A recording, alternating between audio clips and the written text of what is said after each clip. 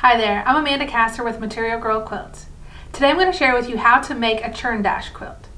Now the Churn Dash block is a traditional block that's been around for years, and I decided to use it with these springy fat quarters because I needed, honestly, it's winter around here and it's kind of dreary and been raining forever, and I needed something to brighten my day. So I chose 12 fat quarters from my stash, and I thought that this block would be great to use to make this spring quilt.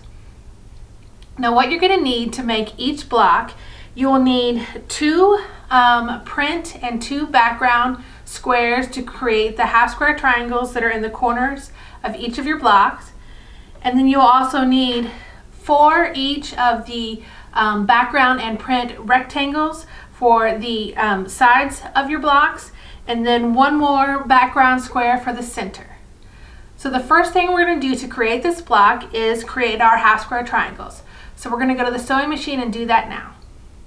Now to make our half square triangles, what we will do is place the print and background squares right sides together, and then you'll draw a line on one diagonal. However, if you have, which I use this 1/4 inch seam tape so that I don't have to draw the line, and then you can just simply line up the points from your squares with the blue line here on the tape, and it will sew a perfect 1/4 inch seam away from that line. And so we will do that for both of our sets of squares now.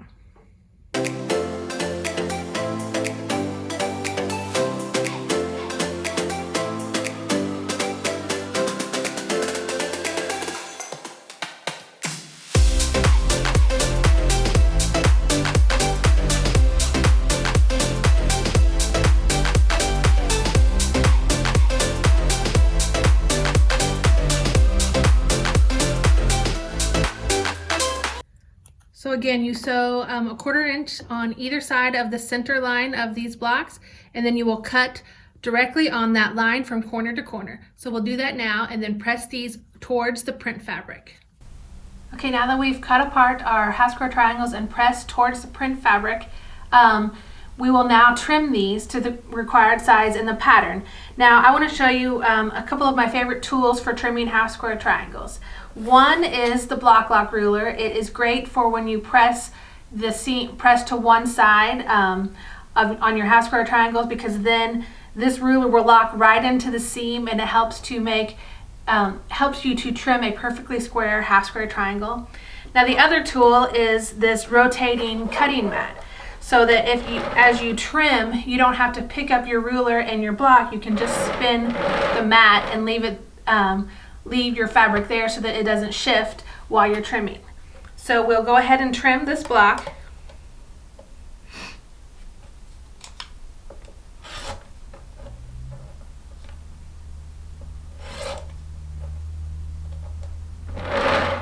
And then as you can see, you can just spin the mat and then move this ruler to the size that you need and trim the other 2 sides. And now we have a perfectly square half square triangle.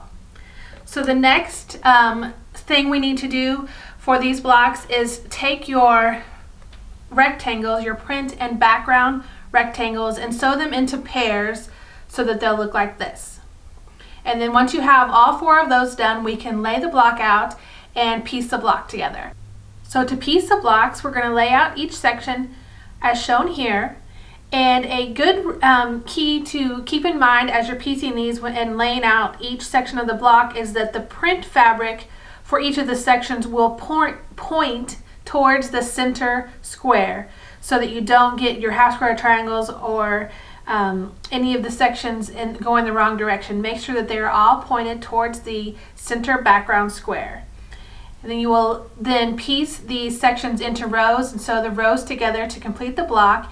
And you will press these towards, within each row, you will press towards the paired section. So away from the half square triangles and away from the center square. That will allow your seams to nest when you're piecing together the rest of your block. Okay, now I want to show you what I mean when I say nesting seams. So as I said, if you press towards the paired fabrics, like in this row we pressed away from the center towards the pairs, and then this other row we pressed towards the center, then your seams will nest. And here's what we mean by nesting. So if you see that when you get to that seam, you will see that they're pointing different directions, and you can kind of just lock them in place right up next to each other. They will just butt up right next to each other, and you can pin it there if you want, or this is not a long stretch to sew, so I will actually just go ahead and sew without pinning and then hold on to it, to make sure that my seams stay in place. And then we'll sew this last seam together with our nested seams, and we'll have a finished block. So now our block is complete, and a little note on the final pressing for this block.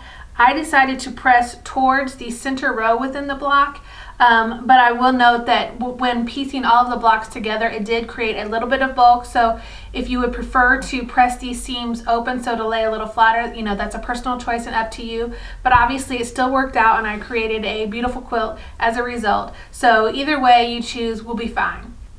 Now you will create a total of 48 blocks, so 4 blocks per fat quarter, and then you will lay your blocks out into 8 rows of 6 blocks each. You will then sew the blocks into rows and then sew the rows together to complete your quilt. Now this quilt, I had originally planned to add a skinny border on the outside, but then I had it quilted before I remembered that. So we finished this without a border this time, and I still think it looks great. So the finished size for this quilt is 54 inches by 72 inches. The Churn Dash quilt was a lot of fun to make, and it's fun to create a traditional block and use some bright, cheery fabrics. I also think that this quilt would look great in any fabric since it's a traditional block. If you would like a PDF of this pattern, go to my website, materialgirlquilts.com, and click on Material Girl Society. And you can join my society and get access to this pattern as well as every new pattern that's released each month. I hope you enjoyed this video, and if you did, please make sure you click the like button and subscribe so that you don't miss any tutorials going forward. Thank you so much for watching, and see you next time.